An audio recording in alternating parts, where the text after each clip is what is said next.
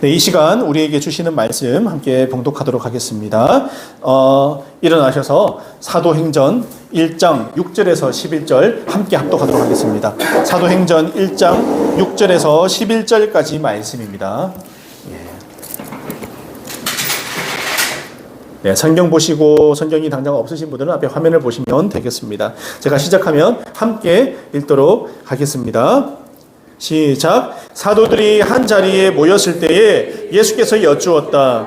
주님께서 이스라엘에게 나를 되찾아 주실 때가 바로 지금입니까? 예수께서 그들에게 말씀하셨다. 때나 시기는 아버지께서 아버지의 권한으로 정하신 것이니 너희가 알 바가 아니다. 그러나 성령이 너희에게 내리시면 너희는 능력을 받고 예루살렘과 온 유대와 사마리아에서 그리고 마침내 땅끝까지 이르러 내 증인이 될 것이다.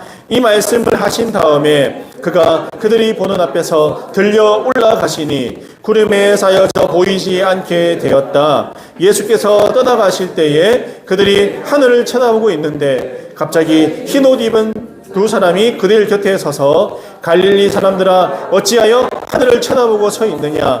너희를 떠나서 하늘로 올라가신 이 예수는 하늘로 올라가신 것을 너희가 본 그대로 오실 것이다 하고 말하였다. 아멘. 자리에 앉으시기 바랍니다. 네.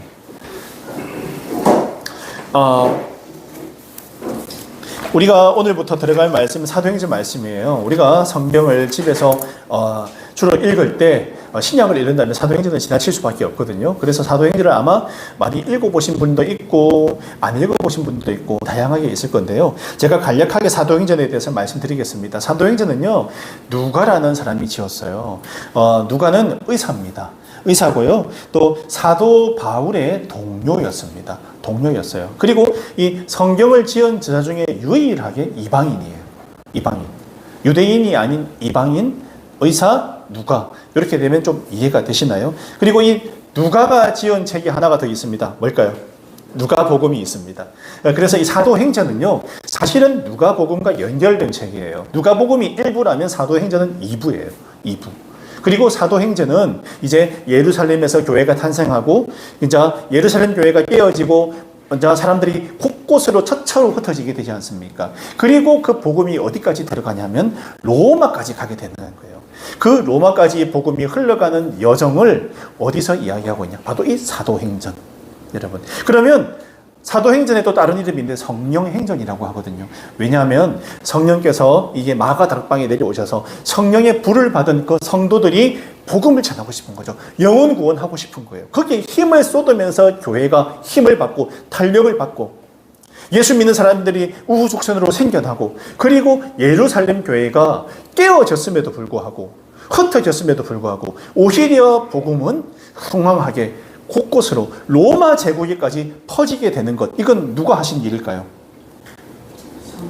성령님께서 하신 일이에요. 우리가 우리 힘으로, 내 의로, 내 경험으로, 내 지식으로 하면 이게 로마까지 갈까요? 교회가 깨졌는데, 사랑하는 형제자매들이 다 뿔뿔이 흩어지게 되었는데, 그러면 절망하고 넘어지고 거꾸러지고 집에 가서 숨었을 거예요. 원래는요, 숨어 있었어요. 하나님께 기도는 드렸지만 성령이 함께하지 않으니까 숨어 있었는데 성령을 받으니까요, 담력이 생기고 힘이 생기고 용기가 생기고 하나님의 지혜가 생기고 내가 아닌 것 같이 성령께서 이끌린 대로 하다 보니까 이 복음이 로마에까지 전해지게 되었다. 이게 사도행전에 대한 대략적인 이야기예요. 근데 로마까지 전해지면서 어떻게 됩니까? 교회가 곳곳에 세워지더라라는 거예요. 교회가 세워지더라. 사람이 하나님의 도구로 쓰임받아서 하게 되지만 사람을 사용하시는 하나님이지만요, 사용되는 사람은 어떤 사람이요? 성령께서 함께 하시는 사람이에요. 여러분, 그거는 사도행전, 바로 이 초대 기독교 시대뿐만 아니라 오늘도 해당이 된다? 안 된다? 된다. 여러분, 이걸 가슴에 생각해야 돼요. 이 성경 때 이때 이야기지? 아니에요. 오늘도 여전히 성령께서는 살아서 우리 가운데 역사하고 계시다는 사실을 꼭 기억하시기를 바랍니다. 여러분, 제가 예전에 노방전도 할 때 기도 열심히 했어요. 기도하고 나갔거든요.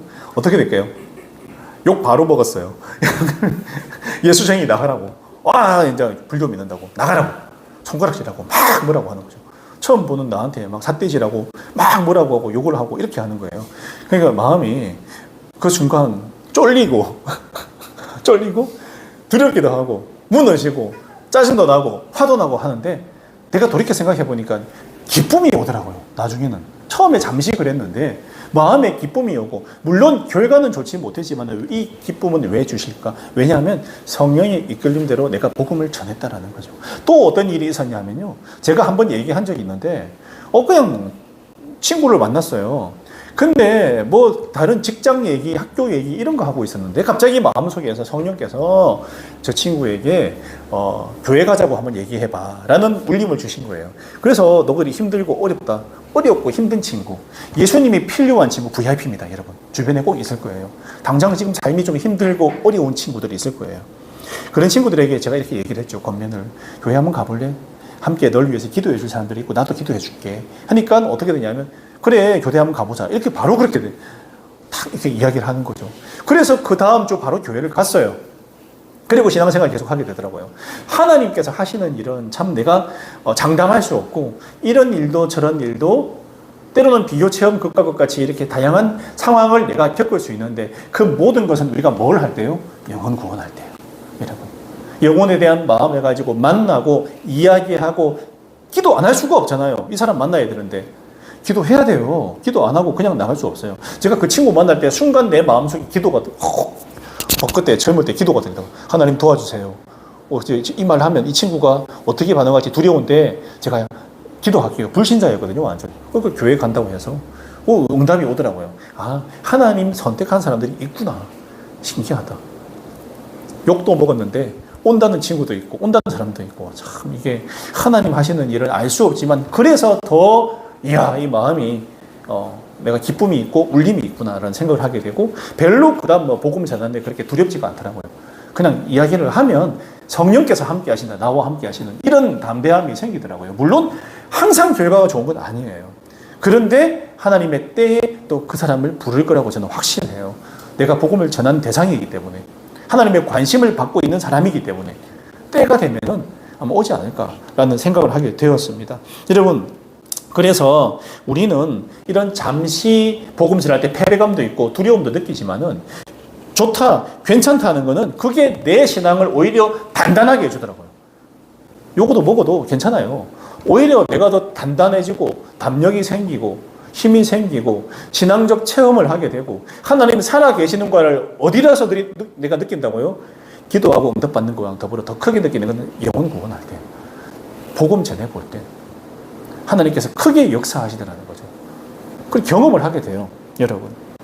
그래서 우리가 생각하는 것은 제가 아까 전에 조금 얘기했지만 이 예루살렘 교회가 세워졌잖아요. 그 이후로 세워지게 되잖아요. 근데 신앙생활을 어렵게 하는 핍박과 환란을 겪게 되니까 예수쟁이 들어가다가 어떻게 하면 깨부술까 그 생각을 갖다가 이 그 이스라엘 그 기득권층에서 계속해서 이제 획책을 하고 그래서 그렇게 교회를 깨려고 계속 시도를 했어요. 시도를 하니까 어쩔 수 없이 흩어지잖아요. 근데 우리가 아까 전에 얘기 드렸지만 그냥 일반적인 눈으로 보면 교회가 깨지고 그냥 뭐 처음에 거대 교회 메가처치지만은 예루살렘 교회가 세워졌지만 그냥 깨지고 흩어지고 복음은 문이 닫힌 것처럼 보이고 끝났구나라고 생각을 할 수 있지만 하나님의 계획은 그들이 흩어져서 이방에까지 복음이 전해지길 원하시기 때문에 그런 일들이 일어나도록 이렇게 허락하신 것도 있구나라고 생각을 하게 됩니다. 그래서 제가 이 과정을 사도행전에 담고 있기 때문에 우리가 앞으로 계속해서 사도행전을 통해서 큰 도전과 은혜를 받을 수 있겠다라는 그런 믿음이 있습니다. 하나님이 하시는 일은 이런 경우가 많더라고요. 고난이 왔을 때 오히려 복음이 전해지고 내 신앙이 자라는 그 계기가 고난이라는 거죠. 고난. 내가 죽고 싶고 어렵고 힘들고 부침이 있고 이게 되겠나 내 삶이 이런 생각이 들 때 오히려 하나님께서 그 가운데 역사하시고 만나주시는 경우가 많더라. 제가 지난주에도 설교했지만은 광야를 주시는 이유가 그래요. 하나님이 너를 너무 사랑해. 그래서 이 어려움 광야 통해서 너를 너무 만나고 싶은 거예요. 그래서 주신 거예요. 내가 왜 이 상황이 어려울까? 하나님이 나를 너무 사랑하셔서 만나고 싶으시구나. 더 진하게 만나고 싶으시구나. 이렇게 해석을 하세요. 틀림없습니다. 예수 믿는 사람들은요. 기도해 보세요. 신기하게 반전의 반전이 일어나게 인도해 주시는 것을 여러분 삶 가운데 경험할 수 있다는 거예요. 그럴 때 어떻습니까? 우리는 내가 내 인생의 주인이 아니라 하나님이 주인이시구나라는 것을 깨닫게 돼요. 깨닫게 돼요. 와, 신기하다. 하나님이 나를 이끄시고 나의 주인 되시는구나. 나를 여기까지 인도하셨구나. 이걸 깨닫게 되더라는 거예요. 삶이 어렵고 고난도 겪고 힘듦을 느낄 때 우리가 물어보고 기도해 보면 하나님이 나를 향한 애절한 마음과 사랑을 내가 느끼니까 내가 변하게 되는 거예요. 알게 되니까요. 나를 정말 많이 사랑하시는구나. 이거 알게 돼요. 사랑하지 않으면 뭐 하려고 하나님이 그 간섭하겠어요? 왜 나를 인도해 주겠어요? 안 사랑하는데 사랑하니까요. 너무 사랑하시니까 인도해 주시는 거예요. 너무 어려울 때 그 가운데 내버려 두지 않고 정말 어렵고 힘들 때 거기서 끄집어내 주시는 거예요. 이게 하나님 하시는 거예요. 저도 여러 번 많이 경험을 많이 했어요. 제가 저번에 얘기했지만 신대원도 그렇잖아요. 안 될 것 같았거든요. 안 될 것 같았어요. 이거 큰일 났다. 이거 또 떨어지면 안 되는데 나 큰일인데 완전 위기였거든요. 그때 사실은 분위기도 좋지 않았고 호의적이지 않았고 진짜 마음으로는 죽고 싶더라고요. 내가 신대원 간다고 말했는데 이게 뭐야. 하나님, 신대원 가지 말라는 의미예요? 왜 이렇게 고난을 주셔가지고 이렇게 힘들게 하세요? 죽을 것 같습니다. 이 생각했는데 정말 하나님께서 저를 탁 끄집어내 주시더라고요. 그때 제가 절실하게 이게 고난이 깊으면 깊을수록 하나님의 역사를 더 깊이 느끼게 되는 거죠. 와, 진짜 하나님 살아계시네요. 이야, 그 생각이 들었어요. 신기하다. 진짜 하나님 살아계시네. 내가 이 고난 가운데 있을 때 옆에 함께 계셨구나. 그걸 깨닫게 되더라고요. 그게 중요해요. 여러분, 이거 반드시 캐치해야 됩니다. 그래야지 우리 신앙이 자라나요. 그냥 거기에 머무는 신앙이 절대 안 됩니다. 여러분, 다시 돌아가서도 안 돼요. 그 감사함을 항상 마음에 담고 있어야 됩니다. 중요합니다. 여러분, 오늘 말씀을 보면 제가 그런 생각이 들었습니다. 말씀으로 좀 돌아가서요. 오늘 6절을 보니까 사도들이 한자리에 모였을 때 예수께 여쭈었습니다.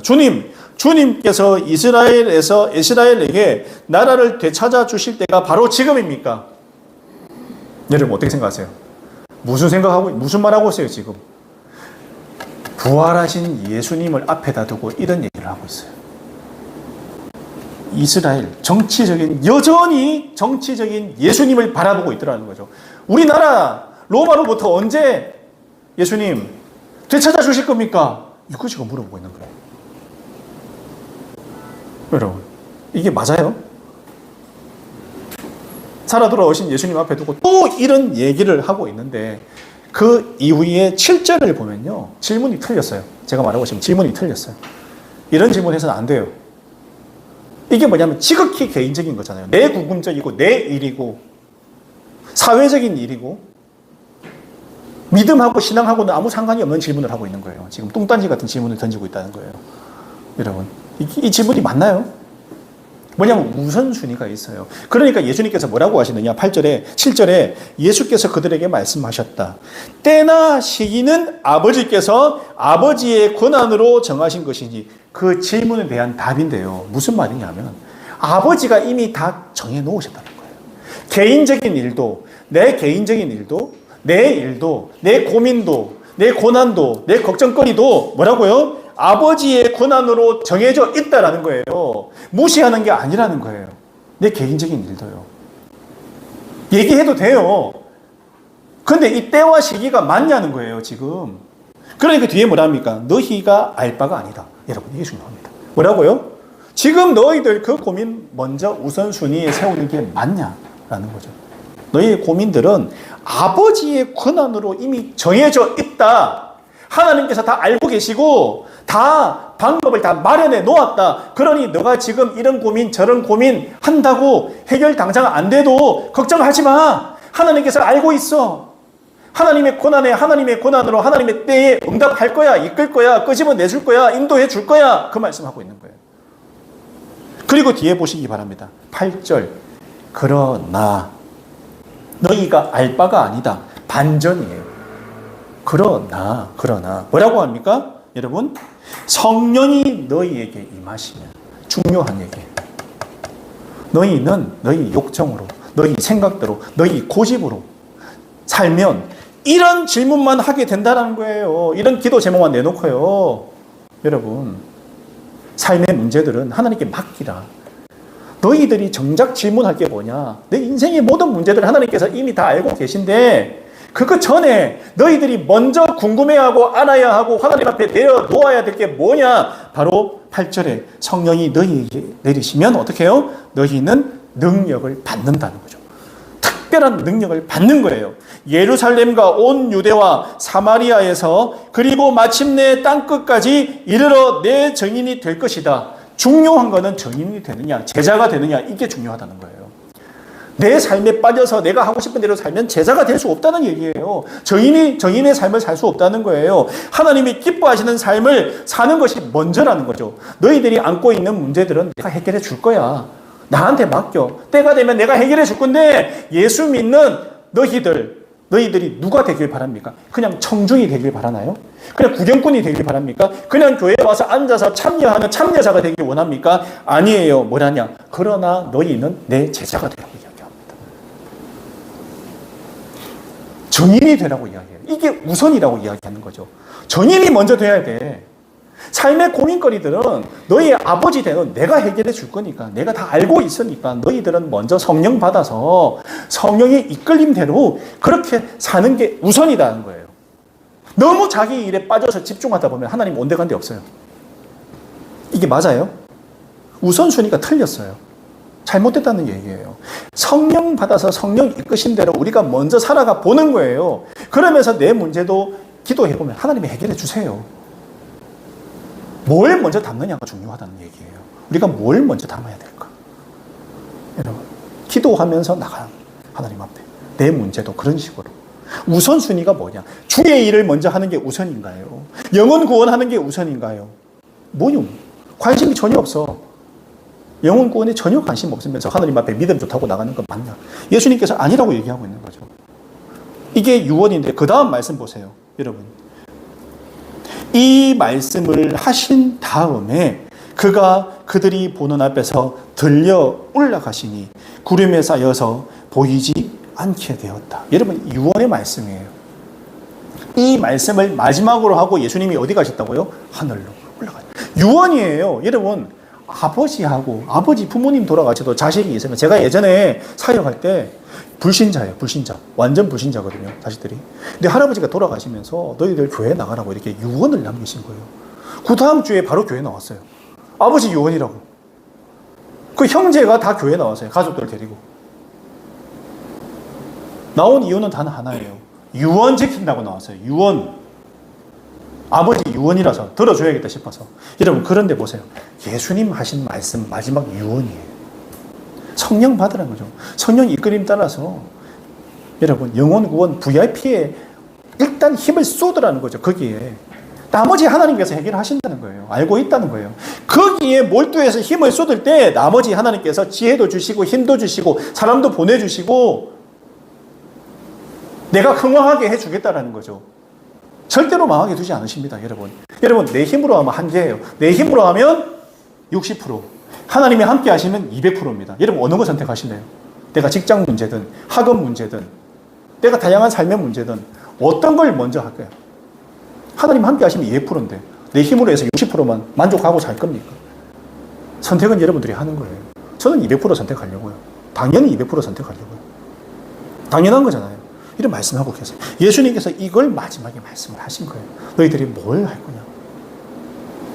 내 자녀들은 내가 말한 내 증인으로서의 삶을 살아라. 제자로서의 삶을 살아라. 이걸 벌써 말씀하십니다. 그리고 그 다음 10절에 예수께서 떠나가실 때에 그들이 하늘을 쳐다보고 있어요. 이야, 이게 뭐야? 멍하니. 예수님 떠나가시니까. 그리고 뭐라고 하냐? 그들이 하늘을 쳐다보는데 갑자기 흰옷 입은 두 사람이 그들 곁에 서서 뭐라고 하냐면 11절에 마지막 절입니다. 갈릴리 사람들아, 어찌하여 하늘을 쳐다보면서 서 있느냐. 너희를 떠나서 하늘로 올라가신 이 예수는 하늘로 올라가신 것을 너희가 본 그대로 오실 것이다. 여러분, 무슨 말입니까? 마지막 유언을 하시고 하늘로 올라가신 예수님이 유언하신 그 모습 그대로 내려오신대요. 그러면 우리가 이 땅에서 어떻게 준비되어 있어야 될까요? 명백해요. 어떻게 준비되어 있어요? 영원 구원하라는 거죠. 정인이 되라는 거예요. 예수님을 내가 만났으면 나와 함께 하시고 나를 기적적으로 이끌어 주시고 지금까지 있게 해주신 그 예수님을 전하는데 최선을 다하라는 거죠. 열매를 보라는 거예요. 그렇게 할 때 성령의 우리 열매를 우리가 많이 맺는 게 예수 믿는 사람들의 증거잖아요. 여러분, 이 성령의 열매를 언제 맺을까? 제가 생각을 곰곰이 해봤어요. 내가 정말 주님께서 원하시는, 가장 기뻐하시는 그 일을 할 때 이 성령의 열매를 맺을 수 있는 거예요. 여러분, 열매를 맺을 수 있는 거예요. 그러면서 내가 더 성숙해지고 성장되어지고 진짜 예수생이가 되는 거예요. 우리가 교회에 나와서 하나님의 자녀라고 기도하고 함께하면서 세상 사람들하고 똑같이 살면서 그게 가능할까요? 안 가능해요. 절대로 불가능합니다. 안 됩니다, 여러분. 중요한 거는요, 예수님께서 말씀하신 마지막 유언에 집중하는 것. 그때 교회가 건강해지더라고요. 건강해지더라고요. 제가 저번 주에 갔다 온 청주에 있는 교회, 제가 짧게 말씀드리면 목장 모임을 하더라고요. 제가 갔는데요, 무슨 목장 모임이 축제인가, 축제. 가니까 무슨 형제들도 모이면 안 이러겠다 싶을 정도로 너무 이게 분위기가 하나로 똘똘 뭉쳐지고 재미있는 분위기, 재미가 있어야 됩니다, 여러분. 재미가. 제가 생각하니까, 재미가 있어야 되는구나. 그러면 이런 얘기, 저런 얘기 다 하는 거예요. 그러니까 VIP가 초대가 돼서 그 자리에 앉아 있는데, 어리둥절해요, 어리둥절. 두 번째 나왔어요, 그 자리에. 어리둥절하는 표정인데, 그런데 너무 좋아하는 거예요. 너무 재밌어 하는 거예요. 그래서 밖에 나가서 자기가 중고 매매 시장, 자동차 매매 시장에서 일을 하고 이 요리사 일도 하는 분인데 이분이 와가지고 앉아서 자꾸 생각이 나더라는 거죠. 모임했던 게. 왜냐하면 세상에 어디를 봐도 그렇게 모이는 곳이 없더라는 거예요. 그러면서 이 사람들이 본인의 이야기를 하니까 이 사람도 속에 있는 이야기를 많이 하더라고요. 내가 이런 고민이 있어요. 그러니까 아유 형제 같이 기도해 줄게요. 이런 분위기로 같이 가고 같이 기도해 주고 밥 같이 왁짝지껄 먹고 재미있게 이야기하고 이 사람이 그러니까 적응이 되더라고요. 그 다음 주 또 나오고. 그러면서 목사님도 한번 목사님 만나서 한번 얘기해보자 이렇게 해서 목사님도 한번 만나볼게요. 이렇게 되고 교회는 안 갔어요. 근데 마음이 활짝 열리는 걸 제가 봤거든요. 몇 번째 나왔냐 하니까 두 번째 나왔대요. 분위기가 좋으니까 그냥 확 그냥 들어가 버리잖아요. 이게 교회 전체적인 분위기가 이렇게 사는구나. 생명을 살리고 이 사람 한 명한테 엄청 관심이 많은 거예요. 이 사람들이 전부 다. 이 사람은 뭐라더라? 다음 주인가 다다음 주에 또 아내를 데리고 오겠다. 이렇게 됐어요. 자기 아내를 데리고 온대. 그 자리에 또 아내. 그리고 자기 친구도 생각이 나는데 여기 오면 진짜 괜찮을 것 같다. 친구도. 삶이 힘든 친구가 있는데 여기 오면 위로도 되고 다시 힘이 생길 것 같다고. 친구도 데리고 오겠다고. 또 그런 일들이 벌어지고 있더라고요. 여러분, 이 복음 전하는 게요. 우리가 함께 할 때 이 분위기가 되면요. 들어와서 하나가 되면 복음은 전해지게 된다 생각해요. 우리가 어떤 공동체고 우리가 어떤 모양으로 어떤 마음으로 함께 하느냐가 너무 중요하다.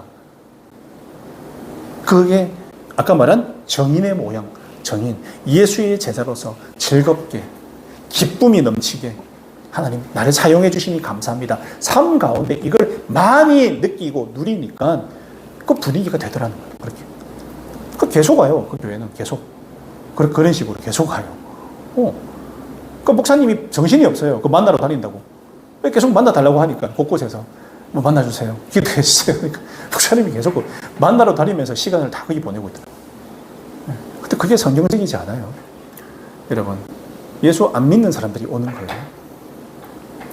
안 믿는 사람들이 오는 거죠. 제가 예전에 하나 예를 더 말해드릴게요. 동기 목사한테 들었는데요. 그 교회가 있어요. 우리 이제 된다는 거죠. 뭐가 됐는데 물어봤어요. 뭐가 됐는데 아이가. 교회 바로 옆에 대단지 아파트가 생긴대요. 그럼 대단지 아파트에 있는 사람들이 찾아온다고 막 기뻐하더라고요. 교회 부흥한다고.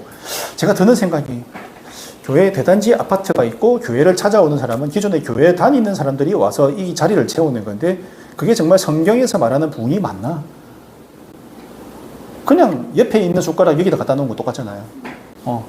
옆에 있는 친구 숟가락 가지다가 여기다 갖다 놓고 부흥했다고 좋아하는 것 과연 맞을까? 교회를 찾을 수 있어요, 물론. 근데 그게 부흥이라는 단어를 붙여서 될 말이고, 오늘 예수님께서 말씀하신 것은 능력받아서 내 증인이 되라는 것은 예수 모르는 사람들에게 복음을 전하라는 말이지, 여기 부흥이지, 그게 진정한 의미의 부흥이 과연 맞을까라는 생각이 드는 거예요. 물론 우리 교회에 힘들고 어려움이 있어서 정말 오는 사람들 다 받아줄 수 있어요. 근데 그냥 그런 식으로 그냥 이렇게 뭐 교회 찾아서 왔다 갔다 하는 분들을 무분별하게 다 받는 것은 성경적이지 않다는 생각이 드는 그런 생각이 좀 들었습니다. 우리는 지극히 예수님께서 기뻐하시는 일을 하면 좋겠어요. 우리 교회는 우리 형제 자매들이 삶을 살아갈 때 직장이든 학업이든 어디든 내가 정말 하나님 기뻐하는 일에 내가 지금 몸을 던져서 살아가고 있는가, 여기에 관심을 가진, 이게 우선이고 이게 예수님의 유언이라는 사실을 반드시 기억하시기를 바랍니다. 그때 하나님께서는 우리 일을 하실 거라 믿어요. 왜냐하면 7절에 아버지께서 아버지의 권한으로 정했다. 이미 너희의 고민거리들, 생각들 다 알고 있다는 거예요. 내가 정했고 내가 알아서 할게. 너희가 알 바 아니니까 그냥 맡겨둬. 내가 알아서 해결할 거야. 이거예요. 그리고 우리가 해야 될 일에 대해서 정인의 삶을 살아라, 제자의 삶을 살아라 말씀하셨다는 거죠.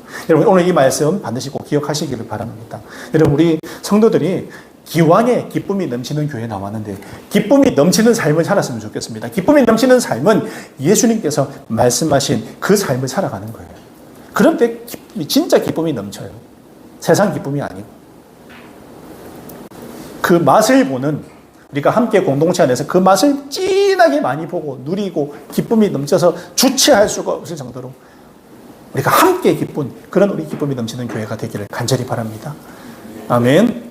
네, 또 한 주간 살아갈 때 이 말씀 가슴에 새기시고 또 주변을 살펴보시고 또 스스로를 도전하는 사랑하는 우리 형제 자매들 다 되시기를 주님의 이름으로 축복합니다.